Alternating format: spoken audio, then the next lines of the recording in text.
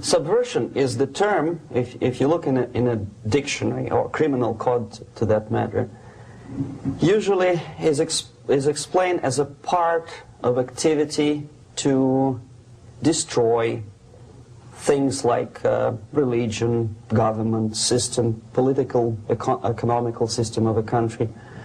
And usually it's linked to espionage and such romantic things as blowing up bridges, sidetracking trains, cloak and dagger activity in Hollywood style. What I'm going to talk about now has absolutely nothing to do with the cliché of espionage or KGB activity of collecting information. So the greatest mistake or misconception, I think, is that whenever we are talking about KGB, for some strange reason, starting from Hollywood movie makers to professors of political science and quote-unquote experts on Soviet affairs, or Kremlinologists as they call themselves, they think that the most desirable thing for Andropov and the whole KGB is to steal blueprints of some supersonic jet, bring it back to Soviet Union and sell it to the Soviet military-industrial complex. It's only partly true.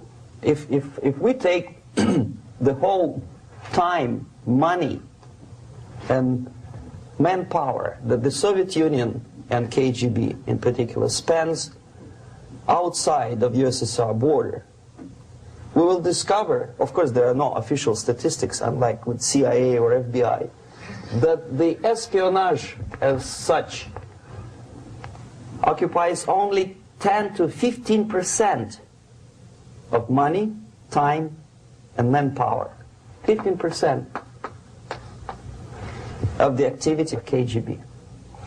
The rest, 85%, is always subversion. And unlike a dictionary of English, Oxford Dictionary, subversion in Soviet terminology means always a destructive, aggressive activity aimed to destroy the country, nation, or geographical area of your enemy. So there's no romantics in there, absolutely. No blowing up bridges, no microfilms in Coca-Cola cans, nothing of that sort. No James Bond nonsense. It's most of this activity is overt, legitimate, and easily observable if you give yourself time and trouble to observe it. But according to the law and law enforcement systems of the Western civilization, it's not a crime. Exactly because of misconception, manipulation of terms. We think that subverter is a person who is going to blow up our beautiful bridges. No. Subverter is a student who comes for exchange, a diplomat, an actor, an artist, a journalist like myself was 10 years ago. Now, subversion is an activity which is a two-way traffic. You cannot subvert an enemy which doesn't want to be subverted. If you know history of Japan, for example, before 20th century, Japan was a closed society. The moment a foreign boat comes to the shores of Japan, the Imperial Japanese Army politely tells them to get lost. And if American salesman comes to the shore of Japan, let's say 60 or 70 years from now back, and says, oh, I have a very beautiful vacuum cleaner for you, with the good financing, he says, please leave us, we don't need your vacuum cleaner. If they don't leave, they shoot them to preserve their culture, ideology, traditions, values intact. You were not able to subvert Japan. You cannot subvert Soviet Union because the borders are closed. The media is censored by the government.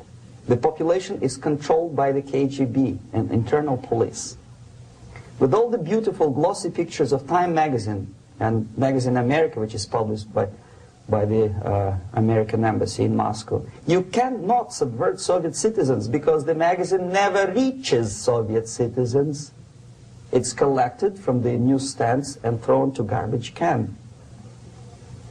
Subversion can be only successful when the initiator, the actor, the agent of subversion has a responsive target. It's a two-way traffic. United States is a receptive target of subversion. There is no response similar to that one from United States to the Soviet Union. It stops halfway somewhere. It never reaches here. The theory of subversion goes all the way back 2,500 years ago. The first human being who formulated the tactics of subversion was a Chinese philosopher by the name of Sun Tzu.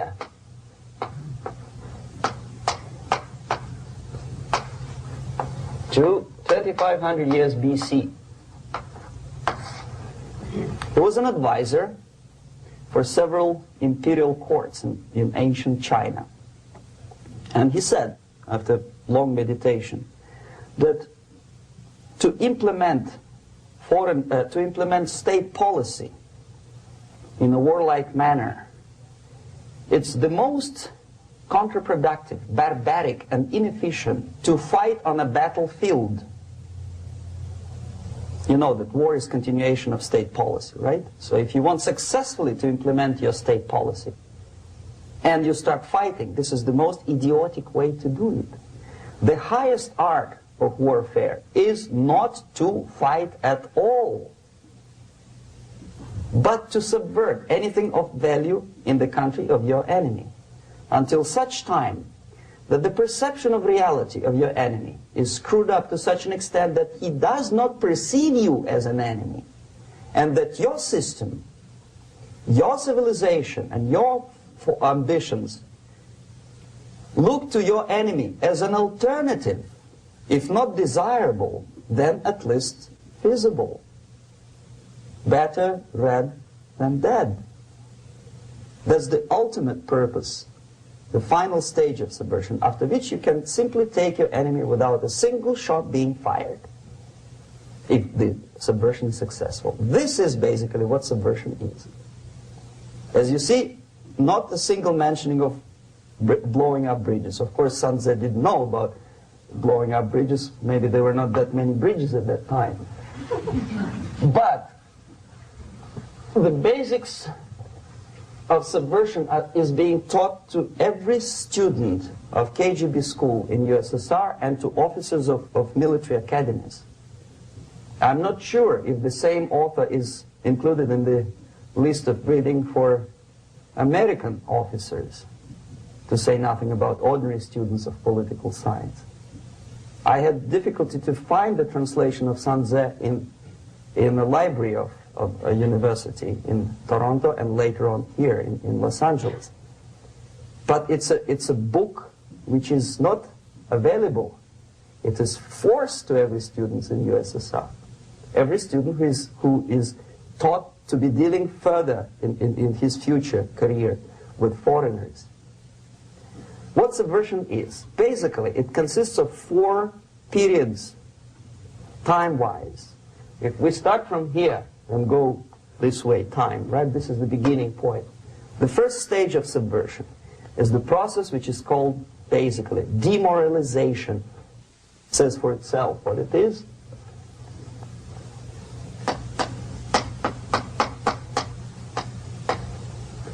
It takes from, say, 15 to 20 years to demoralize a society. Why 15 or 20 years? This is the time sufficient to educate one generation of students or children. One generation. One lifetime span of a person, a human being, which is dedicated to study, to shaping up the outlook, ideology, personality. No more nor less. Usually it takes from 15 to 20 years. What it includes? It includes influencing, or by various methods, infiltration, propaganda methods, direct contacts, doesn't really matter. I will describe them later. Of various areas where public opinion is formulated or shaped. Religion, educational system, social life, administration, law enforcement system, military, of course, and labor and employer relations, economy. Okay? 5 areas. I will not write them down because we will not have enough space. Sometimes when I describe all the methods, students ask me question, are you sure this is the result of the Soviet influence? Not necessarily. You see, the tactic of subversion, about which I'm talking, is similar to the martial art, the Japanese martial art. If some of you are familiar with that tactic, probably you will remember that if an enemy is bigger and heavier than yourself, it would be very painful to resist his direct strike. If a heavier person wants to strike me in the face, it would be very naive and counterproductive to stop his blow. The Chinese and Japanese judo art tells us what to do. First to avoid the strike, then to grab the fist and continue his movement in the direction where it was before, right? Until the enemy crashes in the wall. You see? So, what happens here? The target country obviously does something wrong. If it's a free democratic society, there are many different movements within the society. There are obviously, in every society, there are people who are against this society. They may be simple criminals, ideologically in disagreement with the state policy, conscientious enemies, simply psychotic personalities who are against anything, right? And finally, there are a small group of agents of a foreign nation, bought, subverted, recruited, right? The moment all these movements will be directed in one direction, right? This is the time to catch that movement and to continue it until the movement forces the whole society into collapse, into crisis, right? So that's exactly the martial art tactic. We don't stop an enemy. We let him go. We help him to go in the direction we want them to go. Okay?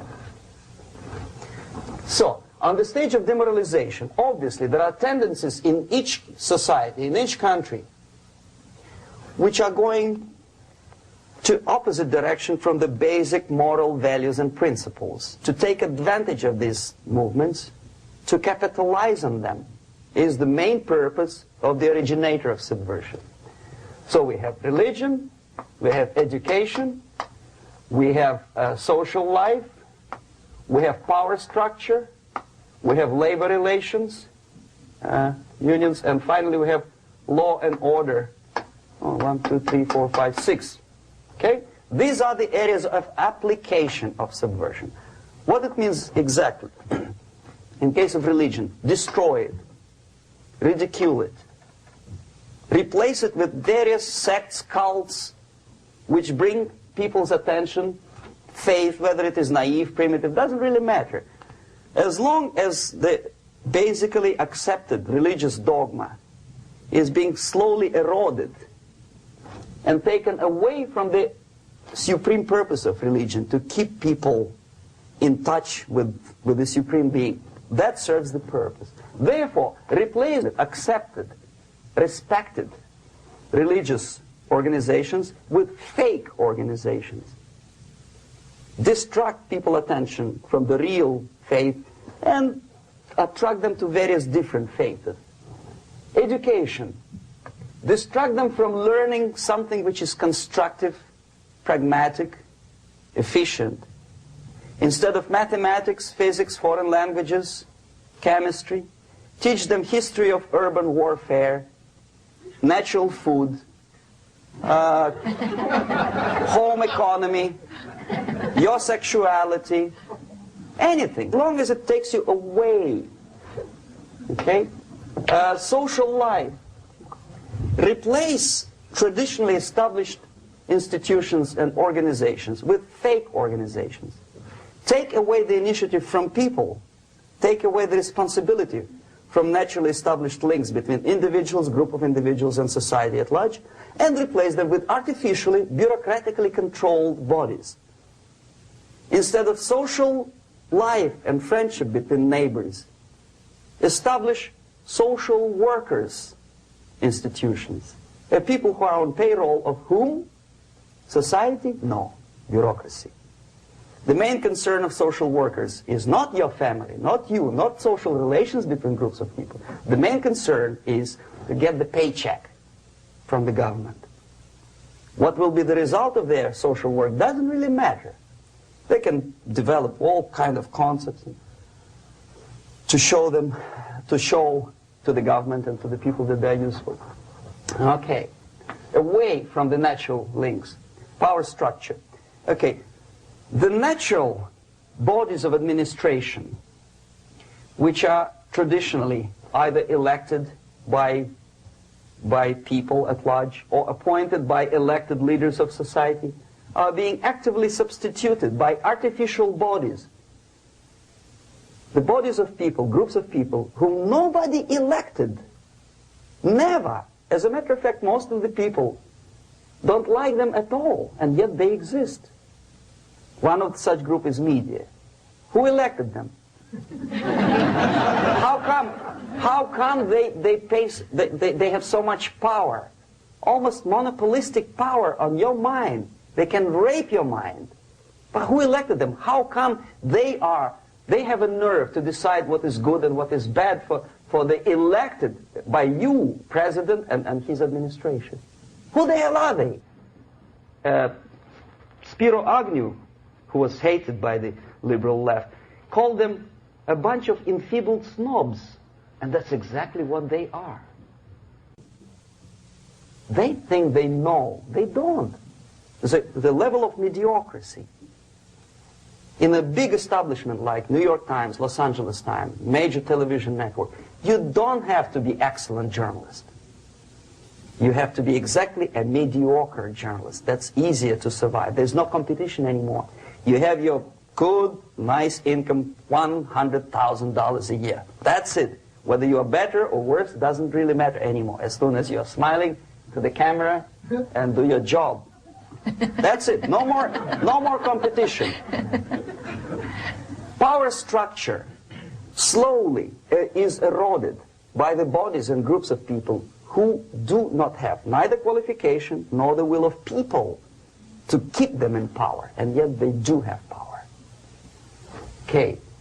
Together with that, there is another process.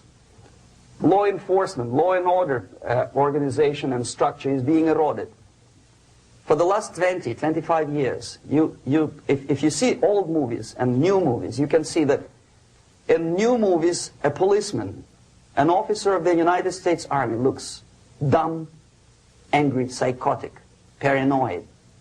A criminal looks nice, kind of, well, he smokes hash and shoots the whatever drug, but basically he's a nice human being. He's creative. And he's unproductive only because society oppresses him. Whereby a general of Pentagon is always, by definition, a war maniac. A policeman is a pig, rude policeman. He abuses his power. You know? A generalization like that. The hatred, the mistrust to the people who are supposed to protect you and enforce law and order. Moral relativity. The Angelo Buono process lasted 2 years in Los Angeles. And yet there are still some lawyers who say, look, he's a nice character, as a matter of fact. There was some witness who said, also a criminal, who said, well, he's a nice guy. I asked him one day to burn a house of my enemy, and he wouldn't do it. Nice fella. Erosion. A slow substitution of basic moral principles, whereby a criminal is not a criminal, actually. He's a defendant. Even if his guilt is proven, there is still a doubt to kill or not to kill, to be or not to be. Thou shalt not kill, yes, but this line may not necessarily be applicable to a murderer. Thou shalt not murder. That should be the presumption, not that thou shalt not kill. Okay, labor relations. At this stage, within 15 to 20 years, we destroy the traditionally established links of bargaining between employer and employee. The classical Marxist-Leninist theory of natural exchange of goods. A person A has 5 sacks of grain and person B has 5 pairs of shoes. And the natural exchange without money is when they bargain between each other.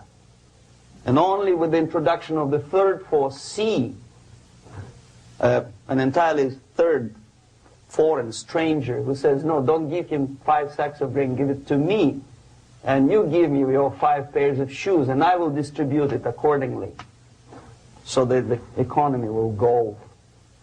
This is the death of natural exchange, death of natural bargaining. Well, trade unions were established 100 years ago.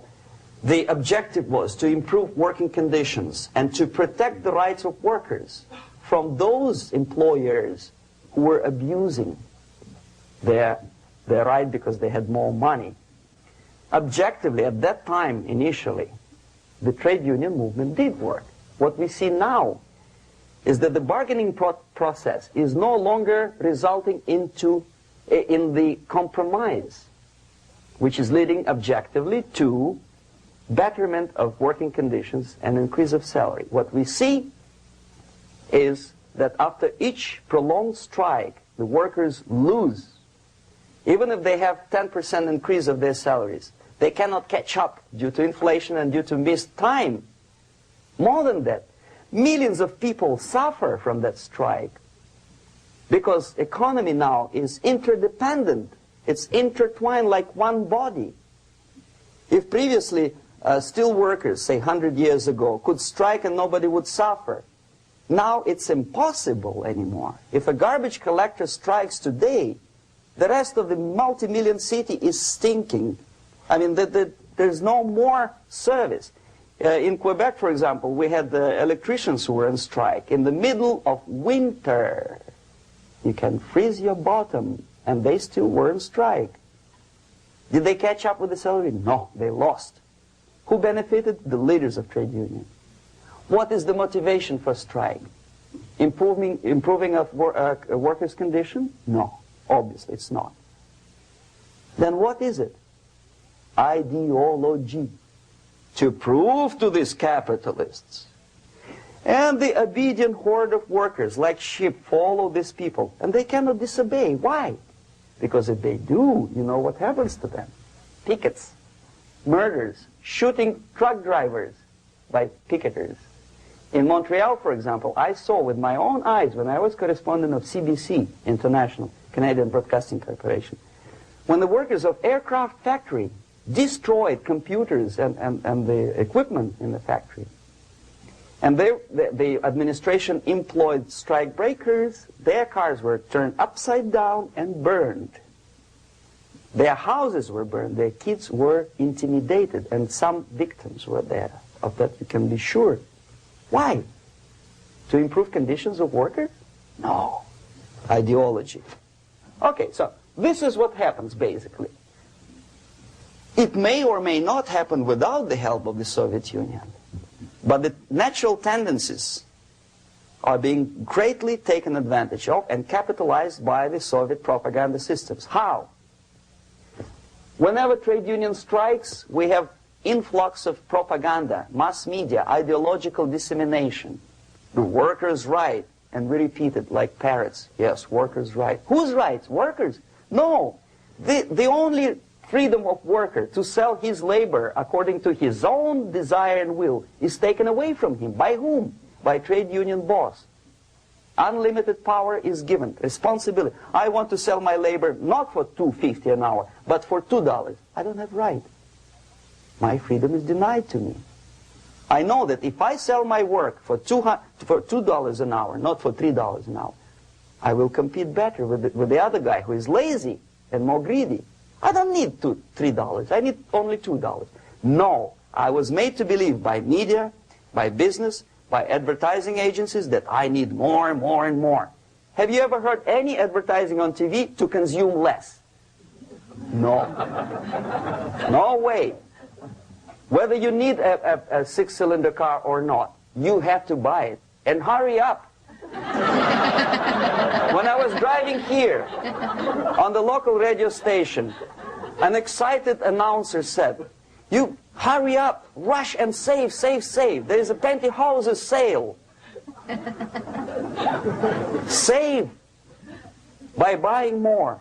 See? Of course. It would be too naive to expect that KGB makes that advertising agency to do such a crazy commercial. No, of course not. But what we did when I was working for Novosti Press, we would snow plow editorial offices, student organizations, religious groups with literature of class struggle, if not directly Marxism-Leninism propaganda, then a propaganda of legitimate aspirations of working class, betterment of life, equality.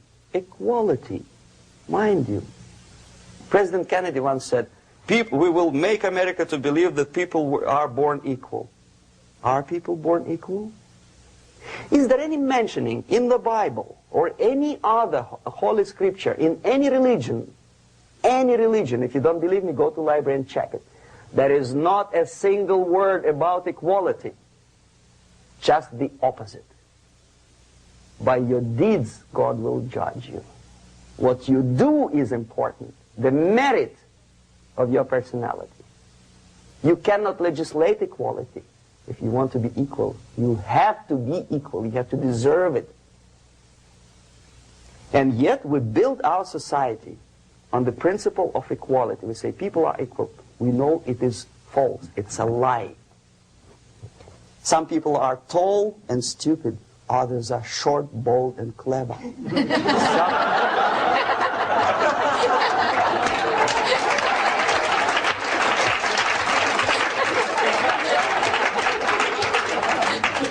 If we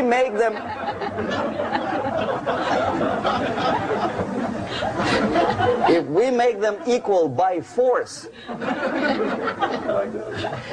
if we put the principle of equality in the basis of our socio-political structure, it's the same thing as building a house on sand.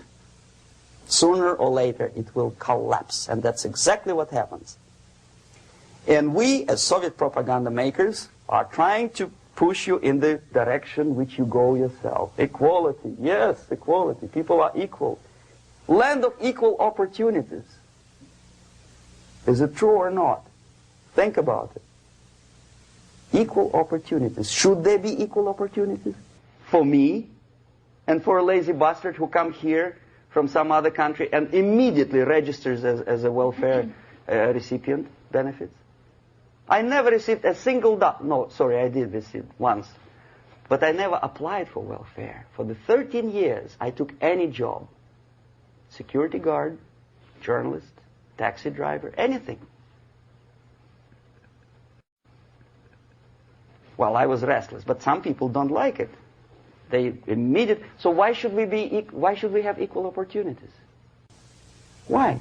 The equal opportunity to excel. Equal opportunity in equal circumstances, yes, but we know people are different. To excel, yes, provided we reach the same level of excellency, perfection, which is hypothetical, distant future. Yes, maybe.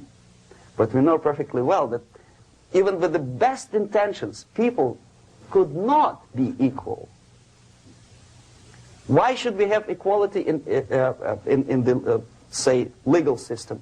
Myself, I'm considering myself a law-abiding citizen, and a person who comes here to rob and shoot, say, the United States administration under Carter, imported thousands of Cuban criminals.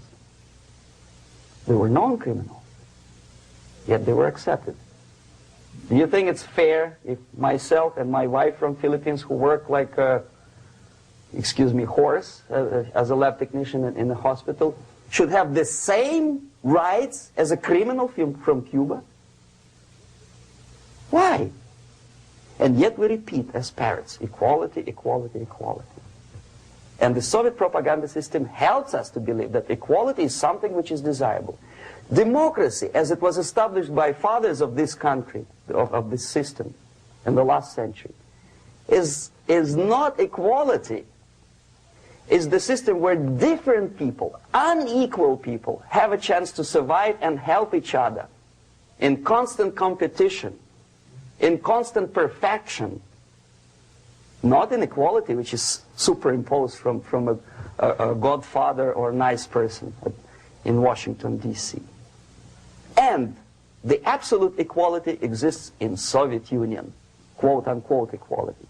Everybody is equal in dirt, except some people are more equal than the others in Politburo.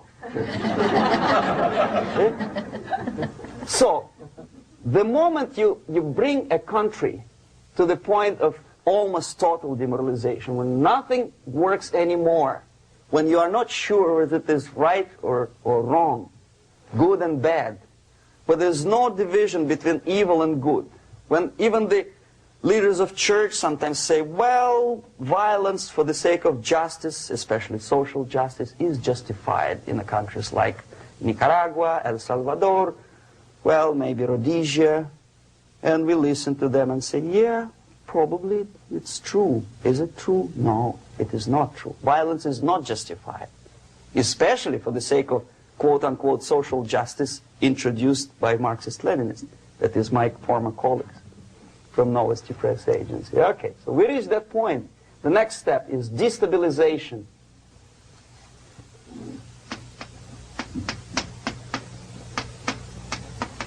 Again, this word says for itself what it is. To destabilize all the relations, all the accepted institutions and organizations in a country of your enemy. How you do it? You don't have to send a battalion of KGB agents to blow up bridges. No.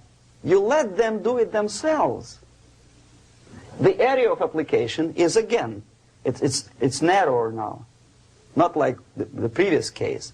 The overt legitimate actions of the KGB in this case would be hardly noticeable. There is no crime if a professor who recently went to USSR introduces a course of Marxism-Leninism in a Californian college, for example. Nobody is going to come to his doorstep and say, okay, mister, come, you are under arrest. No, it's not a crime. It's not even considered a moral crime against your country. So the area of application here is narrowing down to economy, again labor relations, right? To law and order, plus military. And economy, law and order. Yes, and again the media, but wider scope, little bit different. I'll explain you later. Okay, basically 3 areas. Economy. The radicalization of bargaining process. If on that stage we still could achieve, theoretically, some positive compromise between the negotiating sides with say, arbitrary, introduction of arbitrary judges, a third side, objectively judging the demands of both sides. Here it's radicalization.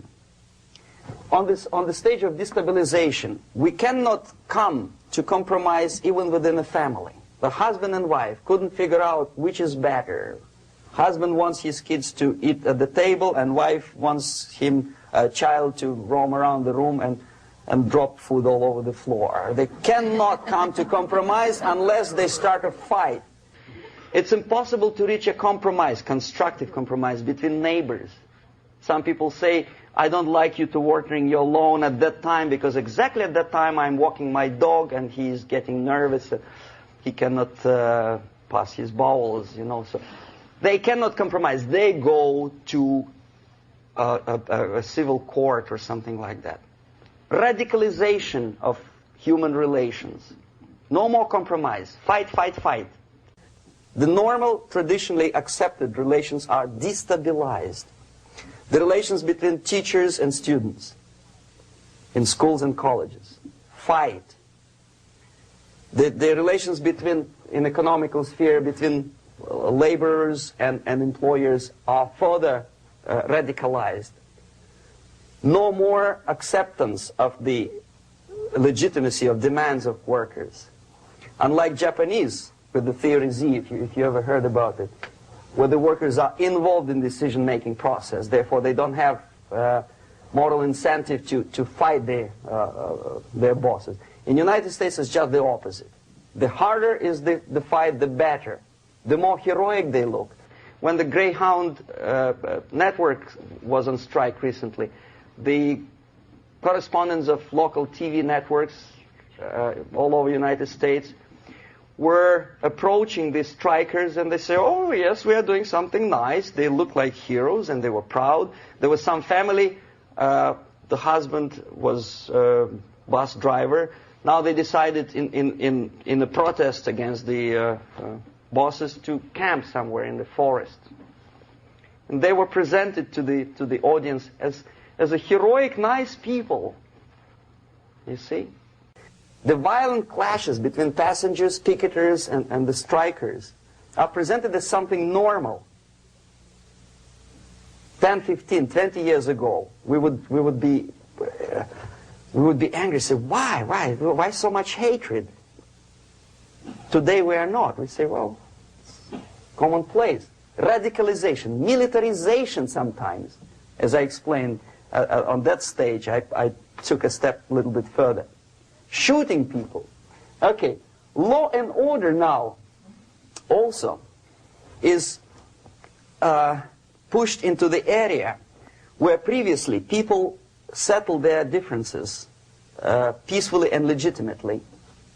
Now we are getting with this court cases in the smallest irrelevant cases. We cannot solve our problems anymore. The society at large becomes more and more antagonistic between individuals, between groups of individuals, and the society at large. The media puts himself in the opposition to the society in general, at large. Separate, alienated. Okay? On that stage, you remember I was talking a couple of hours ago about the sleepers. That's when the students from, say, United States, if they are trained in Lumumba University, or developing nations, that's the students I was dealing with, are being sent back from the Soviet Union here. Or if they were already in the United States, in the country, which is the object of subversion, they spring to action. The sleepers go up.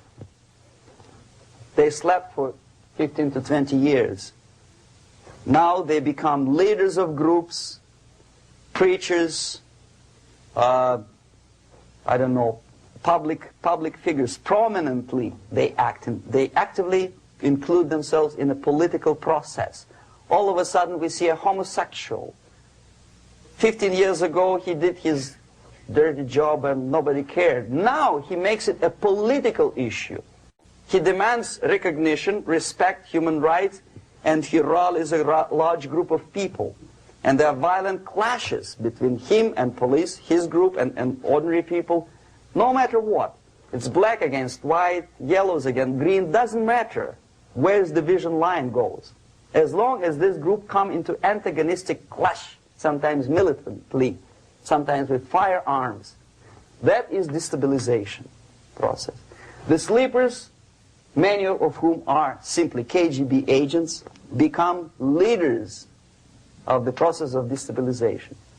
Doesn't mean that Comrade Andropov sends Comrade Ivanov to the United States. The person who takes care is already here.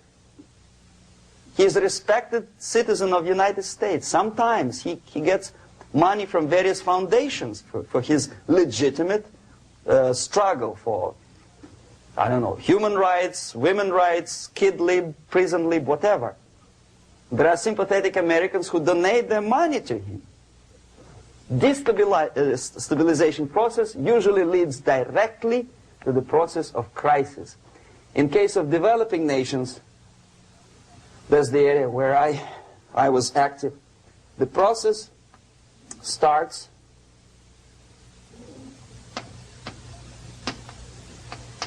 when the legitimate bodies of power, the social structure collapse. It cannot function anymore.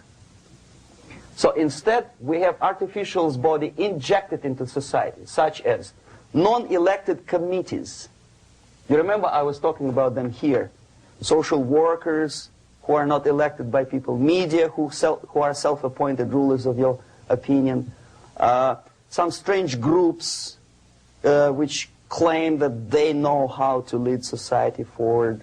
They don't usually. All they care is how to collect donations and sell their own concocted ideology, mixture of religion and ideology.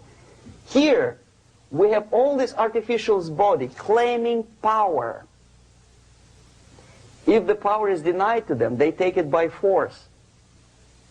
In case of Iran, for example, all of a sudden we have revolutionary committees. What kind of revolution? There was no revolution yet, and yet they had the committees.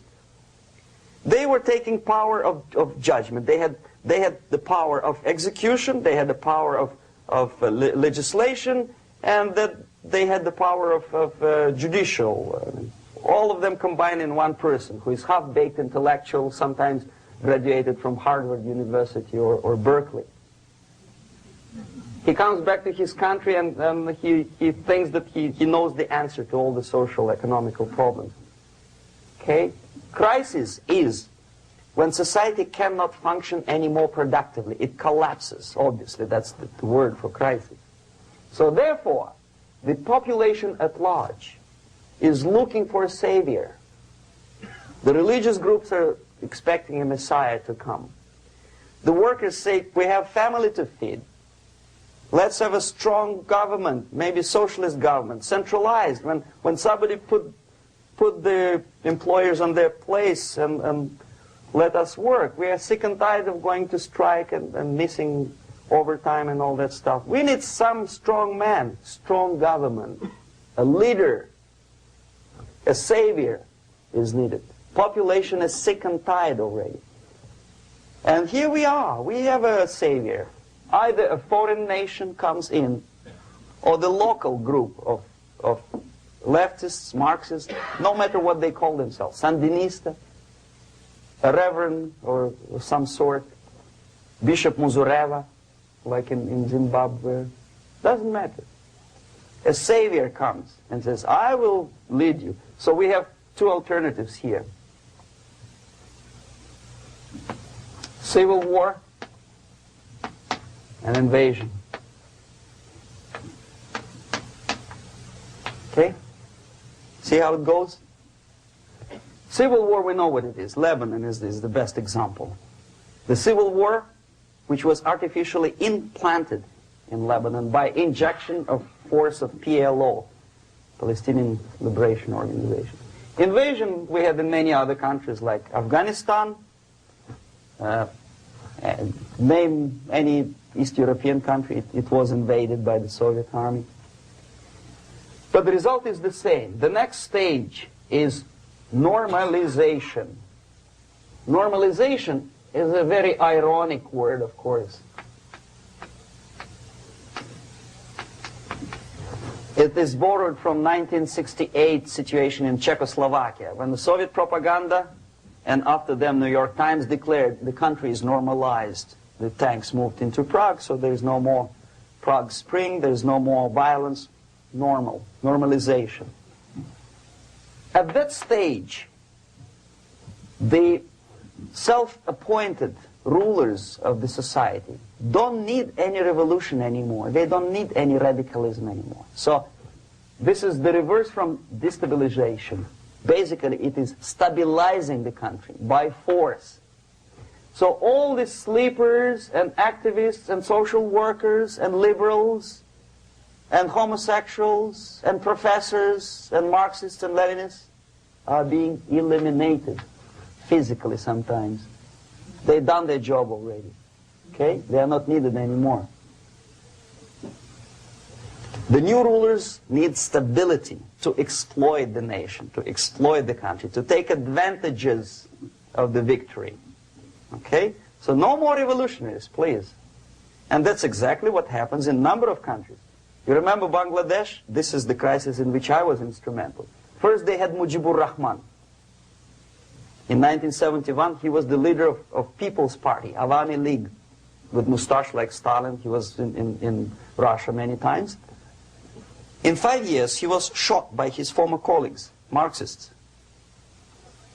He fulfilled his function. In Afghanistan, it happened 3 times. First there was Taraki, then there was Amin, now there's Babrak Karmal. They killed each other successively, one after another.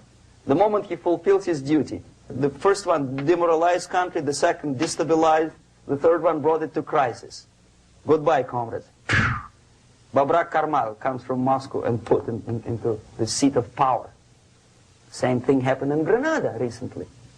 Maurice Bishop, Marxist, was killed by Austin, what's his name, General something, who was also a Marxist.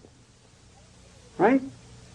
So no more revolutions, please. Normalization now. From now on, no more strikes, no more homosexuals, no more women lib, no more kid lib, no more lib, period. A good, solid, democratic, proletarian freedom. That's it.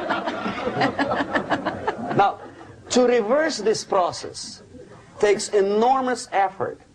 When today, United States had to invade Grenada to reverse the process of subversion. Some people say, boy, this is not good, it's not kosher to invade the beautiful country, island of Grenada. Well, why didn't you stop the process here, when Grenada was just approached by leftists?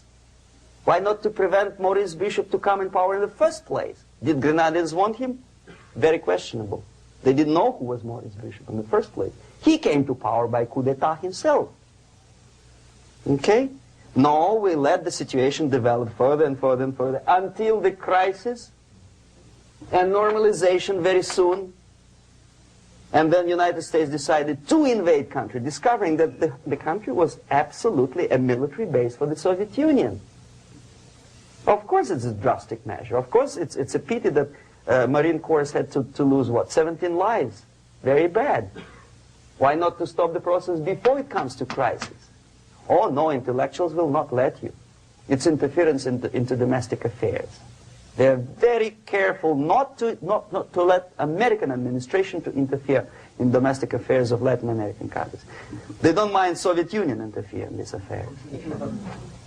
Okay. So to reverse this process, from here, it takes only and always military force. No other force on earth can reverse this process at this point. At this point, it does not take military invasion of the United States Army. It takes strong action, like in Chile. A CIA covert involvement to prevent the savior from outside to come into power and to stabilize country before it erupts into civil war. Stabilize country before it erupts into civil war. Okay? Support the right-wing conservative forces. By money, by crooks or love, doesn't matter. Stabilize the country. Don't let the crisis develop into civil war or invasion. Oh no, your liberals will say it's against the law. The Congress will not appropriate money for covert actions of CIA. Why not? Should we wait till the normalization come and Soviet tanks land in Los Angeles airport? Now, at that point, at the point of destabilization, also the process could be reversed. Again, easily than this. No CIA involvement at this point. You know what it takes here? Restriction of some liberties for small groups which are self-declared enemies of the society. As simple as that. Oh no, the media and liberals will tell you this is against the American Constitution. How can we by force deny the civil rights to criminals, for example? It's not good. Okay? So we allow them to, okay, if you allow the criminals to have civil rights, go on and bring the country to the crisis. This is a bloodless way to do. Curb the rights. I mean, not to put them in prison. No, I'm not talking about putting all the gays from San Francisco in the concentration camp. Do not allow them to take political force. Do not elect them to the seats of power, whether it is municipality level, state level, or federal level.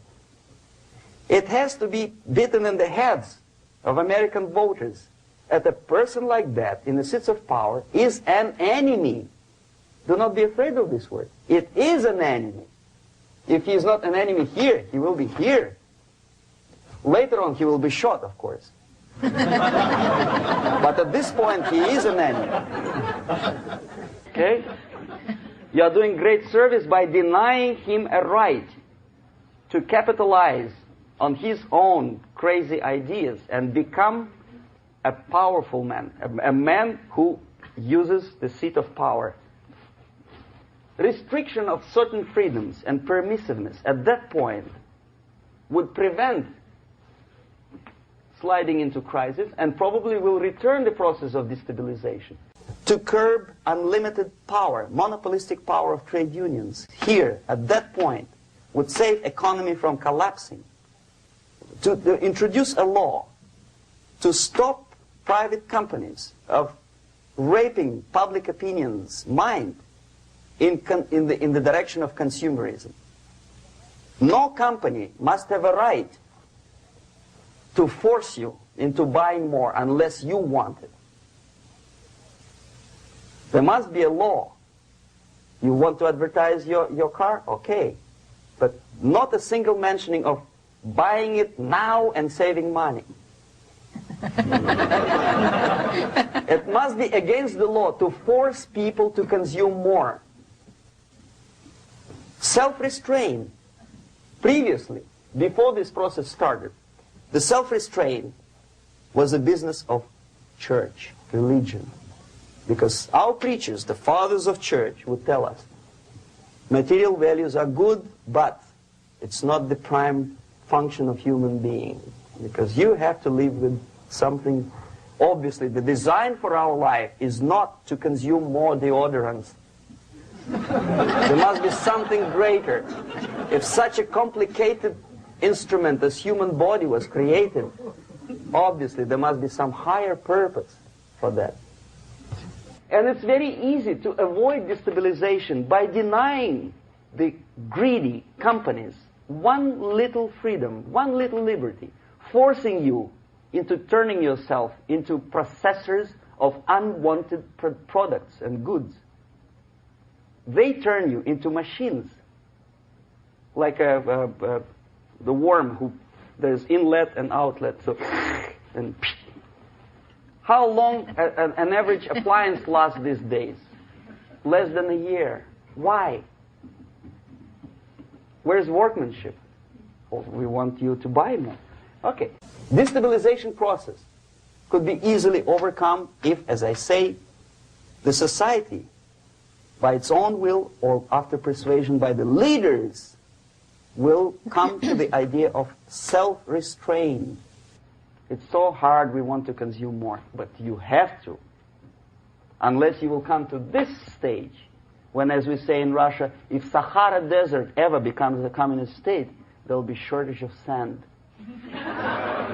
So you have to curb your...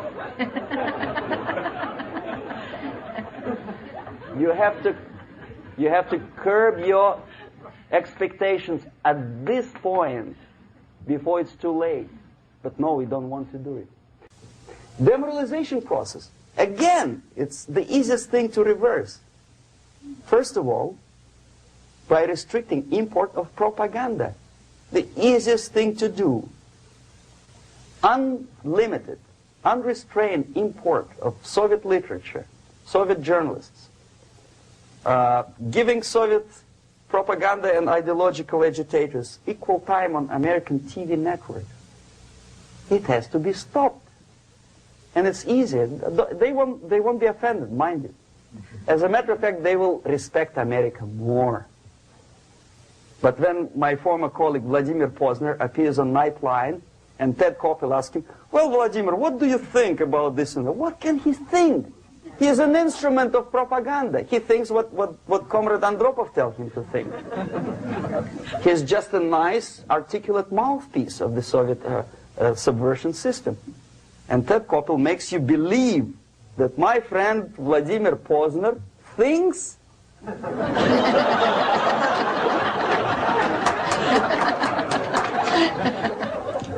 the process of demoralization may not have started at all if at that point the country, which is a recipient of subversion, actively, not violently, but actively, prevents importation of foreign ideology. I don't want America to follow the pattern of ancient Japan. You don't have to shoot every foreigner when it approaches the sacred borders of the United States. But when he offers you a junk in the disguise of very shiny something, you have to tell him, no, we have our own junk.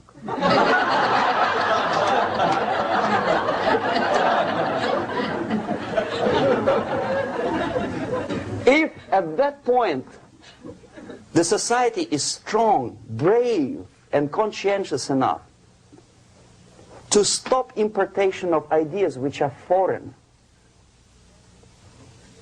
then the whole chain of events could be prevented. Recently I've been to Philippines, and I was shocked how in big cities like Manila, children listen to deafening music. A melodious nation with long traditions of good, nice ethnic music, introduced by Spanish long time ago, maybe 2 centuries, 3 centuries ago, I don't remember how long. All of a sudden listen to musical garbage, blasting their radios at full blast, at full volume. Why? In India, I spent many years watching the reactions of Indians walking out of movie theaters after seeing Hollywood production. They couldn't figure out why Americans are so wasteful. They smash their cars, their shiny cars, every 5 minutes. How come they shoot each other for $500,000? Is it true that they're so obsessed with sex? Can you imagine showing a movie where each 5 minutes there's a copulation on the screen to a country like India with long tradition of respect to these private matters, or to Pakistan?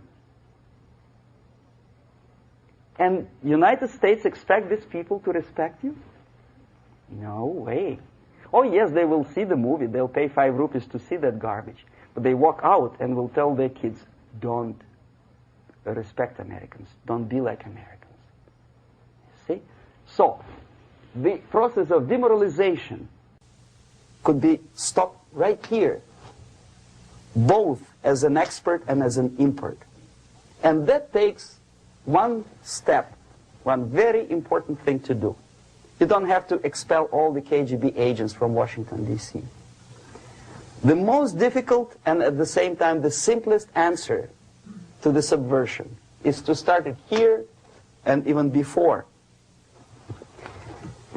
by bringing back the society to religion, something that you cannot touch and eat and put on yourself, but something that rules society and makes it move and preserve it.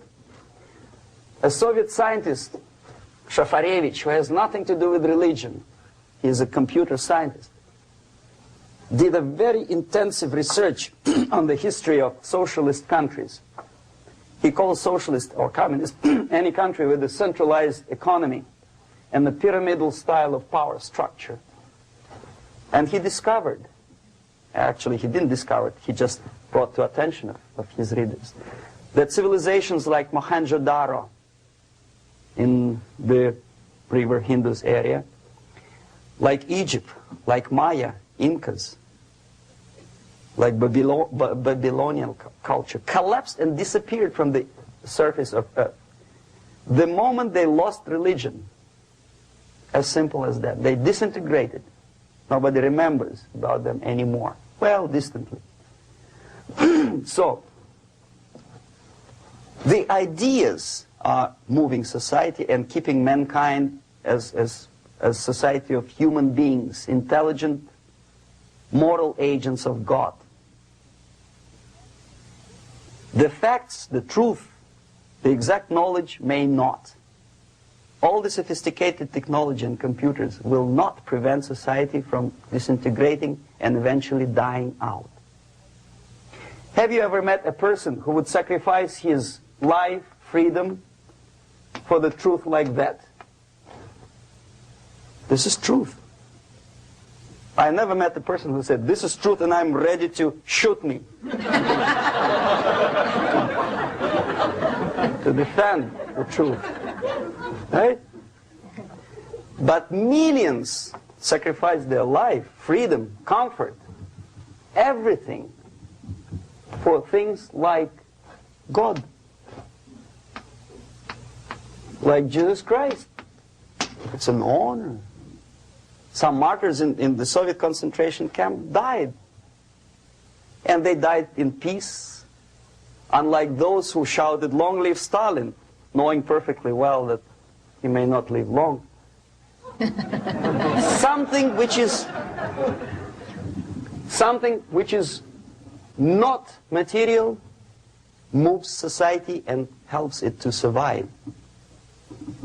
And the other way around. The moment we turn into 2 by 2 is 4 and make it a guiding principle of our life, our existence, we die. Even though this is true, and this we cannot prove. We only can feel and have faith in it. So the answer to ideological subversion, strangely enough, is very simple. You don't have to shoot people, you don't have to aim missiles and Pershings and cruise missiles at Andropov's headquarters. You simply have to have faith and prevent subversion. In other words, not to be a victim of subversion. Don't try to be a person who in judo is trying to smash your enemy and being caught by your hand. Don't strike like that. Strike with the power of spirit and moral superiority. If you don't have that power, it's high time to develop it. And that's the only answer. That's it. Thank you.